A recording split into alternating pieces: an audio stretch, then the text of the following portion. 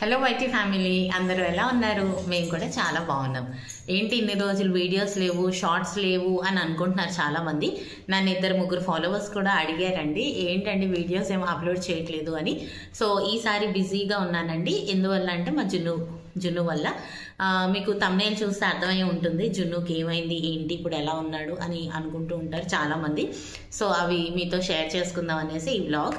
So మరి ఇంకెందుకు late, టాపిక్లోకి వెళ్ళిపోదాం. జున్నుకి క్యాస్ట్రేషన్ ఆపరేషన్ చేయించామన్నమాట December 7th. సో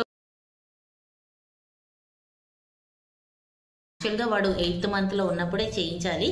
కొన్ని అనుకోని రీజన్స్ వల్ల చేయించలేకపోయామన్నమాట. తర్వాత ఇంకా ఇప్పటికి చేయించకపోతే ఇంకా లేట్ అయిపోతుంది అని చెప్పేసి మొన్న December 7th ముహూర్తం పెట్టుకుని చేయించేసాము. సో సక్సెస్ అయితే అయిందండి, ఆపరేషన్ సక్సెస్ అయింది 100%.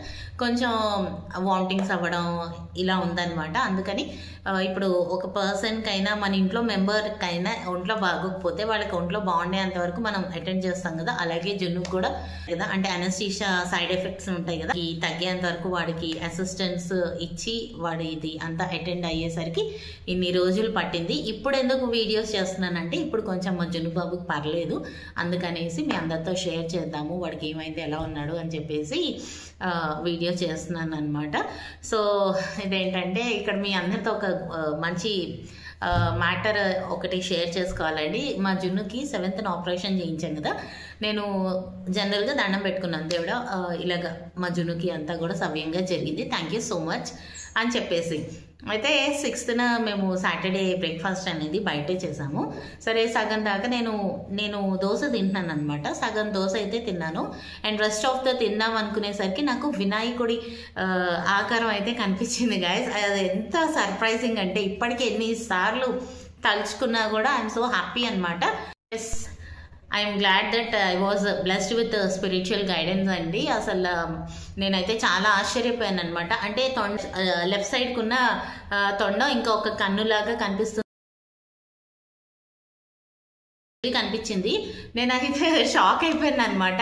అంటే నాకు ఇలాగే 2-3 ఇన్స్టెన్సెస్ జరిగాయి ఇదివరకు కూడా. సో చాలా హ్యాపీ ఫీల్ అయ్యాను. అండ్ అప్పుడు నాకు ధైర్యం వచ్చింది, ఓకే జున్నుకి అంతా కూడా ఆపరేషన్ ఒకటే కాదు, మనకు కావాల్సిన తర్వాత కూడా వాడు చాలా హెల్తీగా ఉండడం కావాలి కదా, సో అంతా బాగుంటుంది, వాడు అంతా హెల్తీగా హ్యాపీగా ఉంటాడు అని మేము ఫిక్స్ అయిపోయాం అనమాట. ఫస్ట్ నాకు ఎప్పుడు జరిగిందంటే 2016లో ఇలాగే డాక్టర్ కార్స్లో సెకండ్ హ్యాండ్ కార్ తీసుకోవాలి అని అనుకున్నాము. కార్ తీసుకున్న 5 days ముందు ఇలాగ మా కజిన్స్ వచ్చారనమాట ఇంటికి. అందరూ ఆ టైంలో నేను కేక్ బేక్ చేయడం అనేది ఇంకా లెర్నింగ్ స్టేజ్లో ఉన్నా. సరే చేసి పెట్టక్క అంటే చేశాను. కేక్ ఎలా బేక్ అయింది అనేది చూడ్డానికి వెళ్ళి ఇలా మూత తీసి చూడంగానే అప్పుడు వినాయకుడి ఆకారం ఉన్నది కనిపించింది. అంటే ఆ కేక్ మీద మొత్తం వినాయకుడి కూర్చుంటే ఎలా ఉంటాడు మొత్తం పడిపోయింది అనమాట, ప్రింట్ లాగా. నేను అప్పుడు కూడా చాలా షాక్ అయ్యాను. అదైతే ఫస్ట్ ఇన్స్టెన్స్ అనమాట. మొత్తం ఇంట్లో ఉన్న మా బ్రదర్స్కి, మా వారికి, మా అమ్మాయికి అందరికీ చూపిస్తే అందరూ కూడా షాక్ అనమాట. మా తమ్ముడైతే ఇలాగ అలాంటి మౌల్డ్లో ఏమైనా వేసి కేక్ బేక్ చేసావా అని చెప్పి అడిగాడు. లేదు బాబు, కేక్ టిన్లోనే వేసి బేక్ చేశానని చెప్పాను అనమాట.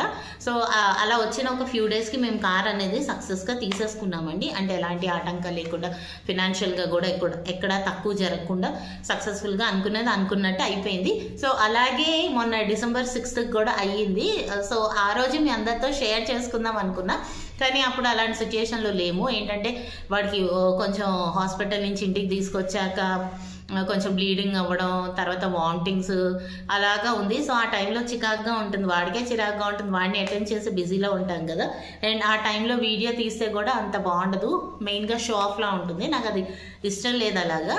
సో ఏం చేసినా 100% దాని మీద ఉండాలి అనేదే నా పాయింట్ ఆఫ్ వ్యూ అనమాట.